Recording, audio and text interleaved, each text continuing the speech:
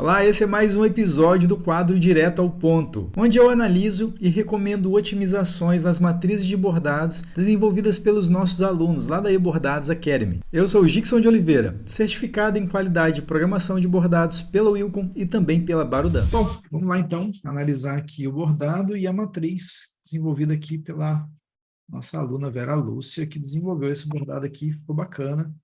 Claro que a gente tem considerações a fazer, por isso que a gente está aqui, inclusive, para passar para a Vera o que ela pode melhorar na construção da programação, para que ela tenha cada dia aí bordados com melhores qualidades, que atenda melhor a necessidade dos seus clientes. Então, essa aqui é a foto da amostra que a Vera me mandou, né, pastoral, catequética, e aqui está o desenho, tem alguns aspectos em degradê, na vela, tem um degradazinho na vela, aqui nesse objeto em arco, ele tem também a aplicação de alguns degradês aqui, que a gente vai analisar se a forma com que foi aplicada, conforme a ilustração, é a mais assertiva possível. A questão das mãos, dos dedinhos também, que a gente vai ajudar a Vera a entender se realmente tem como melhorar esse desenho. E aqui a parte do avesso do bordado, que mostra para a gente a regulagem do ponto da máquina de bordar. Tá? Então a gente vai agora. Inclusive, eu aproveito para orientar a Vera nesse aspecto, Vera, porque, igual, por exemplo, nesse objeto aqui em ponto cheio, desse azul, está branco demais. O certo é a gente pegar um objeto de 3 milímetros de ponto cheio e esperar que o avesso dele seja de 1 milímetro de espessura a aparição da linha branca de bobina. Então, é bom fazer um teste para regular, checar a regulagem de tensão de fio da linha de bobina. Né? Quando fala linha de bobina, é regulagem de tensão de fio geral, tanto a linha superior quanto a linha inferior, para a máquina ficar ajustadinha e o bordado ficar com qualidade. Não que aqui não esteja, a qualidade do bordado está legal, mas é bom sempre verificar a regulagem do ponto da tensão do fio, para a gente ter um bordado sempre com uma qualidade legal e o tecido não ser repuxado. Aqui não houve esse problema, tá, de repuxar o tecido, porque é um tecido bem firme e tudo. Então a gente não teve problema de desencaixe, não teve nada nesse aspecto. Mas é sempre bom checar essa regulagem aí de ponto na máquina, tá?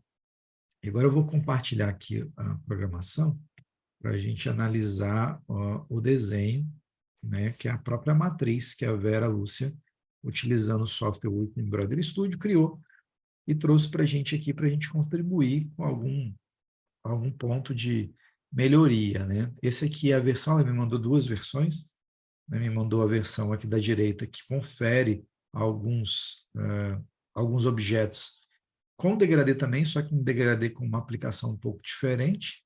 Inclusive, a amostra da Vera que a gente analisou foi a da direita, né, que tem os degradês na parte de baixo aqui do tom de rosa, e também tem o degradê da vela, e o da esquerda foi uma nova interpretação, uma outra interpretação que a Vera teve em relação a criar a programação dessa matriz, seguindo a arte que a gente tem aqui embaixo, que ela me mandou também, que inclusive na arte, por ter uma variação, né, ou seja, uma riqueza de cores muito grande, tem bastante degradês, né, que eu saí de um tom de cian, né, o azul, e vai virando verde, amarelo, então a gente tem bastante cores, aqui a gente tem rosa para amarelo, só que assim, degradê em logomarca é sempre um ponto a ser discutido. Eu costumo dizer que em caso de bordado, menos, muitas das vezes, costuma ser mais. Então, esse primeiro conceito, né, que a Vera aplicou aqui nessa matriz, para a logomarca, para esse tamanho, eu não acho que vai ficar legal o bordado, não.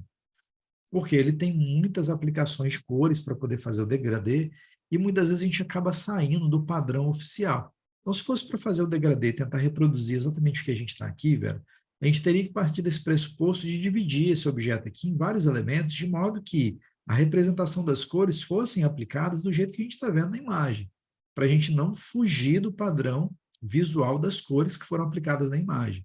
Então, veja, se aqui é esse semiarco, né? Ele está azul daqui até aqui, então você vai trabalhar o ponto cheio azul até aqui. Daqui até aqui, você pode trabalhar um outro tom de azul, um pouco mais claro. Daqui desse ponto até aqui, já não é azul, é um tom de verde água, possivelmente. Daqui até aqui, já é um tom de verde água, mais voltado, puxado para o amarelo. E pronto, daqui para baixo, amarelo absoluto. Quase que não tem variação de cor dentro dessa faixa, desse objeto aqui. Então, para ser uma representação gráfica de degradê, propriamente dito, seguindo fielmente as cores que estão presentes na imagem, seria essa a melhor interpretação que você precisaria fazer. E isso não necessariamente vai fazer com que você precise utilizar uma ferramenta de degradê. É mais uma interpretação, assim como você teve, né, nesse objeto aqui. Aqui você conseguiu fazer isso. Não usando uma ferramenta de degradê, mas sim desenvolvendo os objetos de modo que as cores fossem representadas o mais próximo possível àquilo que você está vendo na imagem. Então, não é muito sobre qual ferramenta usar. Se vai usar a ferramenta acordeon, que é a ferramenta de degradê, que é o mesmo que espaçamento sanfona, né, aqui no Yukon, né? Não é sobre usar a ferramenta, e sim representar visualmente a ilustração, de modo que o bordado fique mais próximo possível na aplicação do desenho, da silhueta, dos traços dos objetos, bem como a aplicação das cores também. Então, eu aposto mais nessa proposta que você está me trazendo aqui, do que na proposta da esquerda, onde você trabalhou bastante o conceito ferramenta degradê, utilizando esse recurso, e aí a gente perdeu completamente, olha, a similaridade com a ilustração que você me trouxe. Então, por esse motivo, eu reprovaria a utilização desse conceito à esquerda aqui, justamente porque está usando a ferramenta degradê, mas o que vale não é a ferramenta que a gente está usando, e sim o resultado final. Se o resultado final está se distanciando do conceito principal da arte, então a gente está indo pelo caminho errado. Então, a ideia é usar ferramentas, independente de quaisquer que sejam, no software, para a gente fazer com que a matriz de bordado, bem como o bordado propriamente dito, fique o mais próximo possível da arte final, independente de qual ferramenta a gente vai usar. Né? Pode ser que a gente faça esse desenho todo dividido em segmentos, em objetos, não utilizando a ferramenta de degradê, mas de modo que a gente entregue um resultado que, visualmente falando, a divisão das cores, dá a sensação de degradê. Então, por esse motivo, eu apostaria mais para você seguir a recomendação, seguir esse conceito dessa matriz da direita aqui.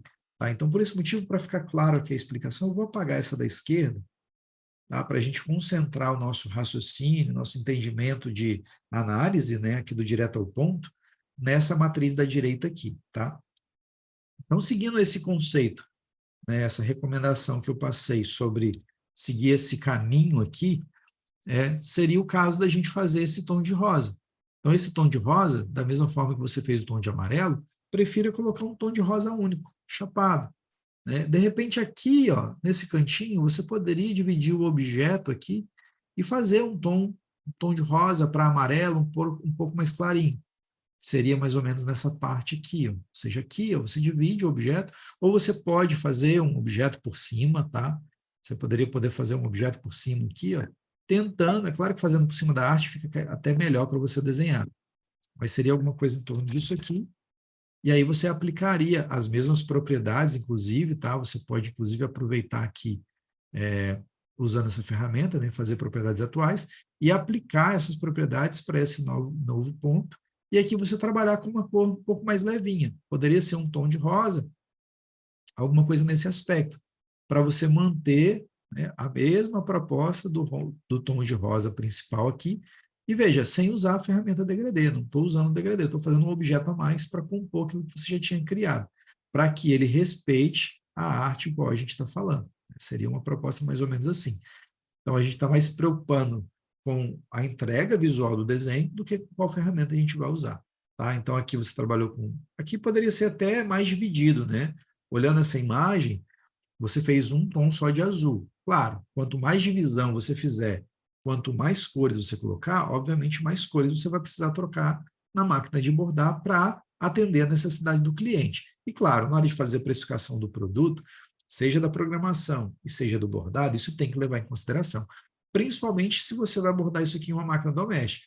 Vai bordar em uma máquina doméstica, você tem que levar essa interpretação lá para o processo produtivo, porque quanto mais trocas de cores, mais tempo o bordado vai ficar na máquina, obviamente mais caro o desenho tem que ser cobrado do seu cliente para poder fazer sentido esse trabalho.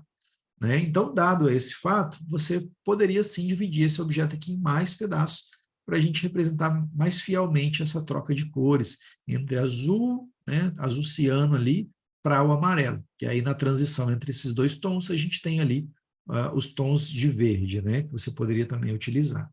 Que aí a gente teria uma aplicação das cores muito mais próximo do que a gente está vendo aqui. Assim como você fez na Bíblia, por exemplo, você fez aqui um tom de azul, depois trocou para o marrom. Esse caminho aqui que eu estou dizendo que para essa logomarca seria a melhor interpretação que você poderia trabalhar. E só com caso, a única forma de usar um degradê que eu acho que faz sentido, que é o que você procurou fazer e ficou legal, foi na vela. Né? Na vela, de fato, você usou a ferramenta degradê em si, que eu acho que faz sentido. Eu acho que o que faltou aqui para ficar com mais parecida com a original foi trabalhar melhor um tom aqui no Wilcon da cor em si. Essa cor 3 ela está com um tom de laranja bem levinho, né? De repente, esquentar um pouco mais essa cor para fazer com que ele fique mais parecido com o desenho original. Aqui eu puxei muito para o laranja, mas se puxar mais para o amarelo, talvez vai ficar ainda melhor. Né? Então, poderia fazer essa aplicação. Aqui, para ter um acabamento melhor no degradê, você pode trabalhar com contraponto, né? Para ele dar uma suavizada, tirar aquela marcação ali, ó, fica com um aspecto mais bonitinho, trabalhando o contraponto junto com o degradê. A única aplicação da ferramenta degradê em si seria, na minha recomendação para esse desenho, seria na vela. Tá? Beleza, não vou falar mais de degradê agora, já falei sobre como eu interpretaria o degradê nesse desenho. Vou até apagar essa imagem aqui, para a gente falar um pouco mais sobre a programação em si. Então, vamos lá.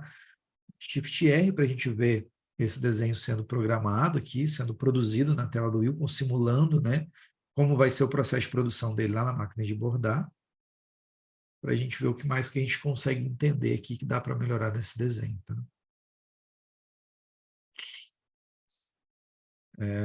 Tem que mudar o ponto de suporte dessa vela, que parece que está zigue-zague. Ponto do suporte da vela em tatame, teria que ser tatame também. Aqui estão as letras certinho, não botou ponto de suporte nas letras, ficou legal. As mãozinhas ali, dividida com os objetos em ponto cheio, dividindo os dedinhos, exatamente como eu faria, tá certíssimo. Fica mais bem acabadinho, né? Fica um bordado com uma programação mais de alto nível. E os contorninhos das mãos ali, que apesar de ter dado trabalho, tá certo. A forma com que você fez, deu a interpretação certinha, é isso aqui mesmo, tá? A única coisa que faltou aqui foi fazer os detalhezinhos das unhas, que é presente na ilustração original, que aqui você não seguiu. Então, de repente, não sei se o cliente vai sentir falta, mas eu acho que valeria a pena fazer também. Objetos que poderiam ser antes do contorno, só um objetozinho branco mesmo, não precisaria ter contorno, possivelmente, só para poder retratar aquilo que a gente tinha presente na ilustração, que eram os detalhezinhos das unhas ali. Tá? Mas o desenho está legal, a nível de programação está bacana. Deixa eu só ver aqui a parte das letras. O que você usou aqui de enchimento, né? Me parece que está com uma... Ó, vamos ver aqui como é que está. Ponto cheio, espaçamento de 0,50 para as letras. Eu colocaria uma densidade um pouco maior nessas letras, para elas ficarem um pouco mais encorpadas, e faria também o seguinte, eu vou tirar a cruz, vou deixar só as letras, eu colocaria uma densidade um pouco maior, 0,40 seria legal, e colocaria um pouco mais de repuxo, tá? Uma compensação de repuxo um pouco mais elevada, não para justificar o encolhimento do tecido, mas para criar um efeito de maior volume nas letras. Você deixar as letras um pouquinho mais gordinhas, porque na hora que borda, ela ali geralmente encolhe um pouquinho, então no final, resultado final daria tudo certo. Então 0,50 seria a minha indicação para esse caso dessas letras aqui. E aí quando você faz isso, pode acontecer das letras ficarem sobrepondo umas às outras. Então você vai precisar ajustar aqui a posição das letras para que elas não fiquem amontoadas umas em cima das outras, como aconteceu entre o A e o T, que obviamente isso só foi ser mais evidenciado depois que eu aumentei a compensação de repuxo, tá? Então tem que checar isso. Aqui também existe um espaço exagerado entre o I, né, e a letra C, então ajustar um pouquinho aqui. Aqui eu estou fazendo na mão porque você quebrou essa frase em objetos. Então as letras elas estão em formato de letra, tanto é que a gente consegue até trocar a fonte de cada uma dessas letras, né? Só que elas são letras avulsas. Então agora o ajuste ele não é mais pela ferramenta de edição de texto, e sim objeto. Então a gente está editando a posição dessas letras de forma individual. E não tem nada de errado, só observação mesmo. Com relação ao ponto de suporte, igual eu estava falando ali também, da vela, né? Esse objeto aqui, ó, vamos ver. Esse objeto aqui, o ideal seria o ponto de suporte dele, tatame, né, que é o ponto de suporte mais indicado para objetos que usem esse tipo de ponto, que é o ponto tatame, ponto de suporte tatame, para poder travar o tecido direitinho, para não vir a acontecer de desencaixar o objeto, o contorno. Para esse desenho não deu problema, mas a gente prefere recomendar o padrãozinho, né, porque no futuro pode vir a trazer problema sim. Então, basicamente, seriam essas recomendações. O maior trabalho que você vai ter aqui é reinterpretar esses objetos para que eles tenham mais cores. Claro, aí você vai precisar discutir com o cliente se faz sentido, se vale a pena, se não faz, mas basicamente é isso. O desenho está bem legal. Eu gostei da proposta, sim. Está de parabéns. As recomendações que eu dei nesse vídeo aqui foram baseadas no software Wilcon Embroidery Studio, que na minha opinião é o melhor software de programação de bordados do mundo. E para você assistir mais vídeos como esse aqui e ficar por dentro das melhores práticas sobre bordado computadorizado, basta então você se inscrever aqui no nosso canal do YouTube e também seguir a gente lá no Facebook e no Instagram. Aqui no YouTube é importante também você ativar o sininho para receber as notificações toda vez que a gente publicar um vídeo novo. E se você gostou desse vídeo, já aproveita para deixar o seu like e a gente se vê então no próximo vídeo. Até logo!